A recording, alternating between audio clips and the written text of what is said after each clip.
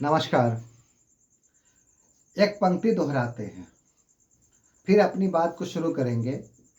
पंक्ति है, Branca Fred ने सिमोन के टी सेल से इम्यून सेल को बचाया। बोले फिर से, ब्रांका फ्रेड ने सिमोन के टी सेल से इम्यून सेल को बचाया। एक बार फिर से बोलिए, ब्रांका फ्रेड ने सिमोन के टी सेल से इम्यून सेल को बचाया। अब बोलोगे ये बोल क्या रहे हो। देखिए, आज है 6 अक्टूबर और आज के दिन हुई है मेडिसिन के क्षेत्र में नोबेल पुरस्कार का घोषणा। 3 लोगों को ये पुरस्कार मिला है। 3 में से 2 अमेरिकन है और एक है जापानी। इसमें से मैंने जो ऊपर मैंने पंक्ति बोला उसमें ब्रांका बोला, तो ब्रांका जो है वो प्राइज मेरी ई ब्रांका है। प्राइज मेरी ई ब्रांका है जो महिला है और ये अमेरिकन है। इसे चिकित्सा में नोबेल पुरस्कार प्राप्त हुआ है। वैसे ही फ्रेड है ना, राम्सडेल है और सिमोन साकागुची है ना, साकागुची है, सिमोन साकागुची है, जिसे मेडिसिन में नोबेल पुरस्कार मिला है। तो अब ये जानने की क्यूरियोसिटी होगी, जिज्ञासा होगी कि आखिर इसको क्यों मिला ये।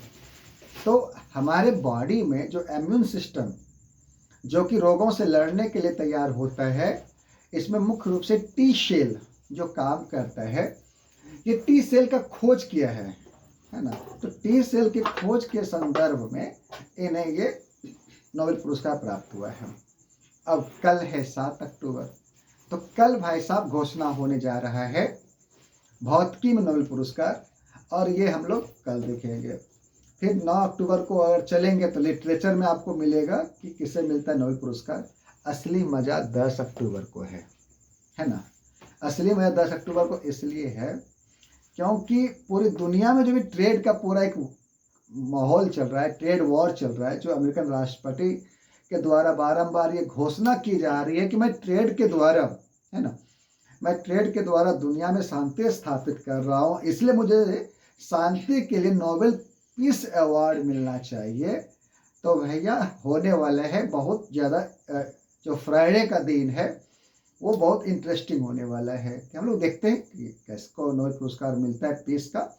और अगर हम सोमवार की बात करेंगे तो सोमवार को इकोनॉमिक्स में नोबेल पुरस्कार मिलने वाला है, ठीक है, जो 13 अक्टूबर को होगा। अब हम लोग बात करते हैं कि नोबेल पुरस्कार को लेकर के एक इतिहास क्या है। इतिहास की अगर हम बात करेंगे तो आपको पता है कि अल्फ्रेड नोबेल जो डायनामाइट के आविष्कारक थे, उनके मृत्यु के बाद उनके जो वसीयत संपत्ति था, उस संपत्ति यानी वसीयत में ये लिखा हुआ था कि इस पैसे से जो भी इंटरेस्ट के पैसे होंगे, इस पैसे से जो है दुनिया के जो भी विज्ञान के क्षेत्र में, चिकित्सा के क्षेत्र में, लिटरेचर के क्षेत्र में, पीस के क्षेत्र में जो अच्छा काम करेंगे उनको अवार्ड दिया जाना है। इसी को लेकर के ये परंपरा शुरू हुई और ये अवार्ड स्वीडन के स्टॉकहोम में दिया जाता है और हर साल 10 दिसंबर को दिया जाता है, क्योंकि 10 दिसंबर को जो नोबेल है, अल्फ्रेड नोबेल है, उनका कह सकते हैं कि पुण्यतिथि है ना, उसने उस दिन प्राण को त्यागे थे। तो ये चीज़ है। और इसके साथ साथ में हम लोग ये जानेंगे कि 1895 से लेकर के नोबेल पुरस्कार की घोषणा हो गई थी, लेकिन इसका स्टार्टिंग अगर आप करेंगे तो 1901 से हुई थी, है ना। और इसमें एक चीज़ इंटरेस्टिंग क्या नोबेल पुरस्कार को लेकर के, खास करके अर्थशास्त्र को लेकर के, कि ये स्वीडन के जो खासकर सेंट्रल बैंक है उनके द्वारा दिया जाता है। हालांकि जितने सारे नोबेल पुरस्कार है वो स्वीडन के द्वारा ही दिया जाता है। इसमें बस आप थोड़ा सा शांति को छोड़ देंगे। क्यों? क्योंकि शांति में जो नोबेल पुरस्कार है वो नॉर्वे के द्वारा दिया जाता है ना। और नॉर्वे के जो राजधानी ओस्लो है ना, वहाँ इस अवार्ड को दिया जाता है शांति के लिए। इसीलिए जो अभी ट्रेड वॉर चल रही थी तो ट्रम्प काफ़ी प्रयास भी किए इस चीज़ को लेकर के, भाई मुझे मिलना चाहिए। तो खैर देखते हैं क्या स्थिति होती है। खैर दोस्तों, अब थोड़ी चर्चा हिंदुस्तान को लेकर कर लेते हैं, क्योंकि कभी एग्जाम में ये पूछ लिया जाता है कि हिंदुस्तान के कौन कौन से नागरिक हैं जिसको ये अवार्ड मिला है। तो हम लोग तो जानते हैं कि 1913 में आरएनटी को मिला है, रविन्द्रनाथ टैगोर को मिला है, और ख़ास करके जो उनका साहित्य था, साहित्य में उसको पुरस्कार मिला है गीतांजलि के लिए। फिर बाद में सीवी रमन जी आते हैं, भौतिकी में 1930 में उसको अवार्ड मिलता है। और फिर मदर टेरेसा है 1979 में शांति के लिए। फिर अमर्त्य सेन आते हैं। फिर कैलाश सत्यार्थी, जो जानते हैं, शांति के लिए उसको अवार्ड मिलता है।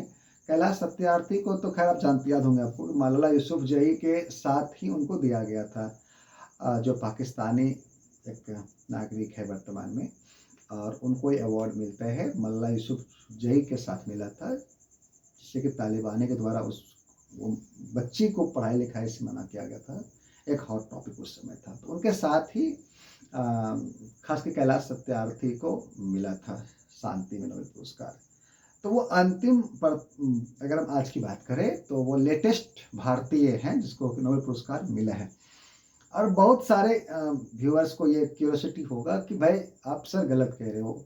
अभिजीत बनर्जी अभी जस्ट अगर हम बात 2019 की करें तो अभिजीत बनर्जी को अवार्ड मिला है नोबेल में। तो भाई ये ध्यान रखना है कि अभिजीत बनर्जी को जो नोबेल मिला है तो ठीक है, उनका रिलेशन भारतीय है, वो भारत से संबंध है, लेकिन वो एक्चुअली वो अमेरिकन है ना। तो वो भारतीय अमेरिकन है ना।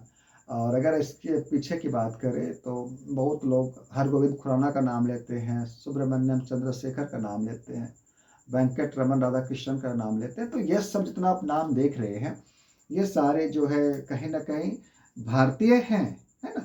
लेकिन ये लोग जब अमेरिका गए तो अमेरिका में पढ़ाई लिखाई करने के बाद, वहाँ रिसर्च वगैरह करने के बाद उन लोगों ने सिटीजनशिप अमेरिकन ले लिए।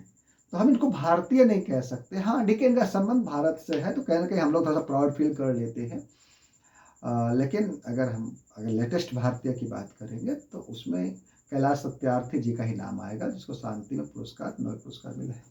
तो खैर चलिए हम लोग देखते हैं कि कल क्या होने वाला है। कल जो 7 अक्टूबर है, कल भौतिकी में किसे पुरस्कार मिलता है। और इस बार सबसे ज़्यादा इंटरेस्टिंग जो होने जा रहा है खासकर मेरे लिए, वो है पीस अवार्ड, शांति पुरस्कार। क्योंकि ये पीस अवार्ड के चक्कर में ही लेकर के ट्रम्प चाचा लगातार दुनिया में वो युद्ध और शांति की बात कर रहे हैं।